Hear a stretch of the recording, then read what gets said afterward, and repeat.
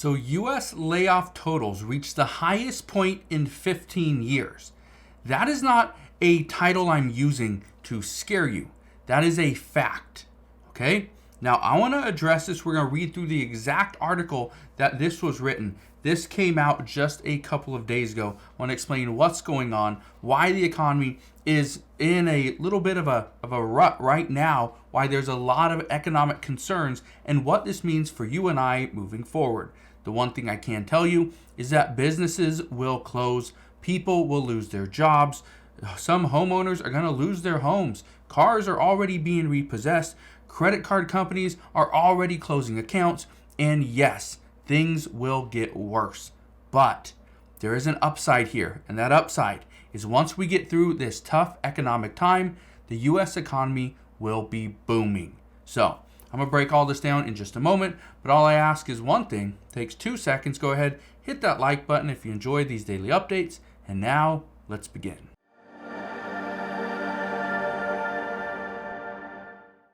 Now, I already know a lot of people are going to come out and say, yep, there's that guy again, the doom and gloom guy. But I'm here to tell you this is a fact. This is not me making a statement. This is not me coming out and saying that, yeah, layoffs, all-time highs. No, these are simple facts. Let me show you this right here. It says, an economic report released earlier this month is raising concerns among prospective voters as they continue to research who they'll support come Election Day in November. Now again, I'm not here to tell you vote for this person or that person. I just want to give you the facts. Let's keep reading. It says, as per the most recent report by Challenger, Gray, and Christmas, August saw a significant increase in layoffs, reaching a level not seen in the last 15 years, with 75,891 job cuts made in August, a 193% increase from July. It says year-to-date hiring so far this year is also down drastically to only 80,000, which marks the lowest total in the survey's history since 2005. Now, let's keep in mind what happened 15 years ago. Okay, let's just break that down. We had the Great Recession, right? The financial crisis, the housing crash. That's what we had. That was 15 years ago. Okay, that was in 2008. 15 years ago, 2009. Let's keep reading this. It says the August report marks highest the number of layoffs since August 2009 during the housing market crash, also known as the Great Recession by economists, when the economy lost a staggering 222,000 total jobs that month alone. Now, when it comes to jobs added, the report notes that just 6,101 new workers were added to the workforce last month, which represents a 21% decrease from August 2023. The IT sector saw the largest increase in planned layoffs, with employees reporting 41,829 cuts, the highest number in 20 months. Okay, so here's where things get very interesting. We are now seeing very similar reports, very similar numbers compared to what we saw back in 2009. Now, here's where I think some people are blowing this out of proportion.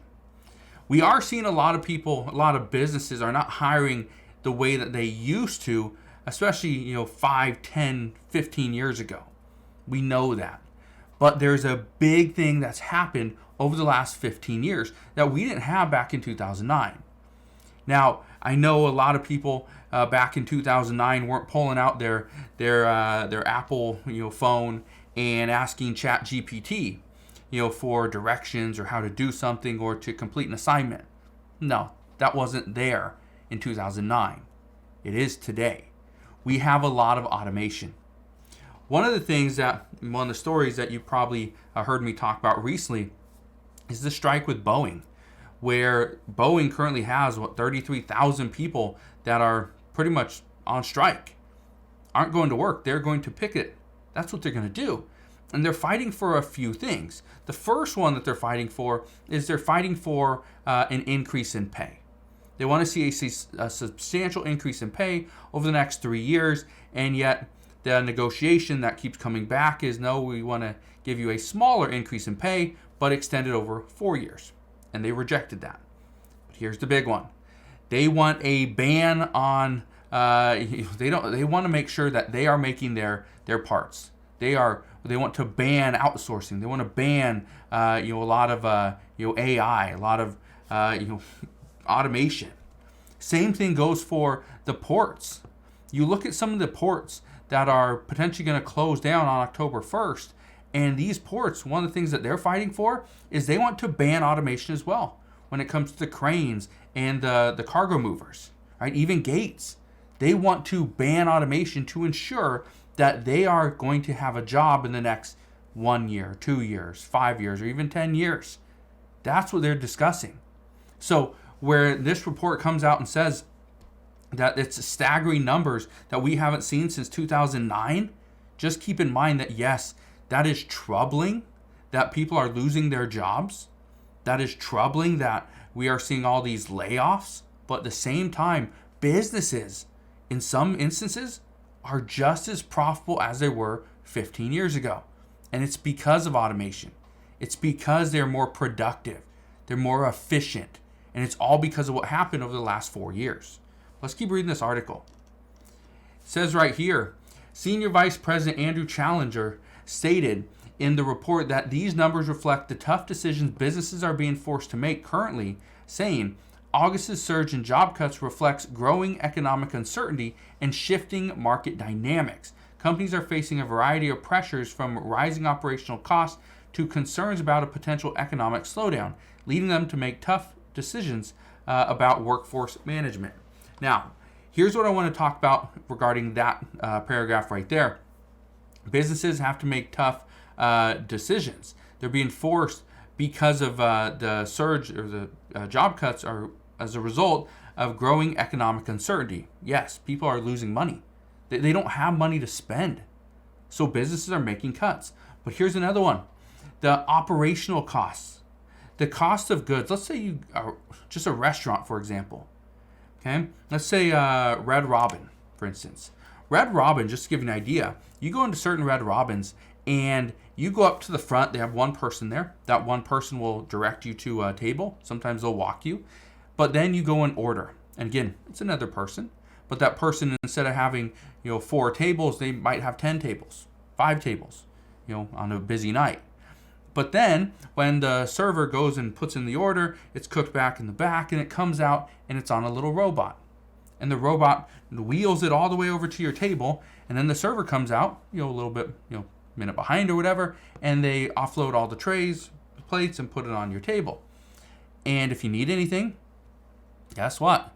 You can put your cup on the little robot and it will take it back to the back. And if you need additional water, you need a refill of whatever drink, it takes it back there and it'll bring it right back. Interesting, right? That's just with restaurants. So that right there is taking away certain positions, but they're going a little more automated there, right? They're using robots. Here's what I think is interesting. What about all the cost of wages for the employees that are still there? The cost of a bun, right? The cost of utilities, right? Maybe they cook on gas or electric, whatever it may be, right? It costs more money. What about the taxes? What about property taxes? What about just the increase of your insurance in case somebody slips and falls? Insurance has gone through the roof. So you start to factor in all these things. Yeah, things are getting more expensive. Let's keep reading this. It says, the latest CNN poll that was conducted following this month's presidential debate found that former President Trump leads Vice President Harris on the issue of the economy by 20 percentage points. And the latest CBS poll released on September 10th found that 8 in 10 respondents stated that the economy will play a major factor in their choice at the polls. That data came less than 2 months after a July Statista poll found that 25% of voters viewed the economy as their top issue, while another 10% listed job creation specifically as their top issue. Again, I talked about this yesterday, and I told you guys that when I was talking about Social Security, everybody's worried about immigration. They're worried about the economy, right? They're worried about, who the next leader is going to be. The thing that they're not worried about, Social Security. They say less than 0.5%. So 1 in every 200 people are worried about Social Security. But right here, they're saying that 1 in every 4 voters is worried about the economy, and that is their top issue. So we're going to see what happens moving forward. The one thing I can tell you is I don't think the layoffs are going to stop. Now, do I think they continue to rise at the levels that we haven't seen since 2008 and 2009? I don't think so. But I would assume we're going to continue to see layoffs. Businesses will close. People will lose their homes, lose their cars, and they will struggle. But it doesn't mean everybody will. There are certain people, there are certain groups out there that are prepared. And I'm not talking about the millionaires and billionaires. I'm talking about people that have seen the writing on the wall. Listen to some of the videos. And they've put together a little package of additional food just in case, additional water just in case, added to their savings, paid off credit cards, limited the amount of debt that they have, limited their monthly expenses, and they're doing just fine. And they'll make it through this pretty good. So we'll see what happens moving forward. I will be here every step of the way, and I'll fill you in on all the latest news and updates. But as of today, that is what we know. So again, thank you guys for watching. Consider subscribing, and I'll see you guys on the next one.